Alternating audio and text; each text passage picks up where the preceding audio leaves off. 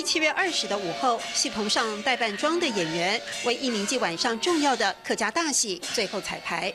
那年轻人都没有走出来，因为他宅男宅女在家里玩电脑啊，是不是差很多？ 新永光副团长翁义富从83岁老母亲手中接棒，剧团荣获2010年客委会传统戏曲第1。亮眼成绩的背后，没有冷气，没有豪华舞台灯光，野台上一切克难。夏天很热，现在吹的也是很热啊，很辛苦。老板跟员工通通都很辛苦。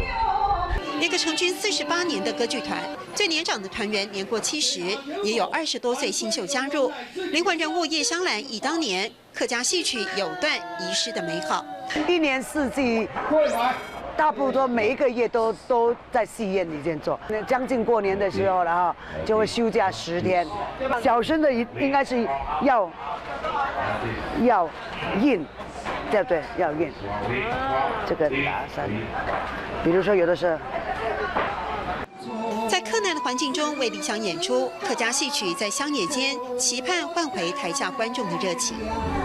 欢迎大家来看戏，真景董景彩，这第1名的客家大戏，欢迎大家来看戏。谢梦玉、安之生，谢谢。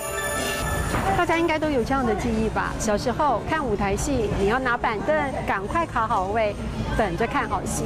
不过现在，即使在开演前看到的广场还是稀稀落落的。或许唯一不变的是这一些传统戏剧表演者，他们持续投入的表演热情。逢阳大家来看戲，真景董景彩。逢阳大家来看戲，真景董景彩。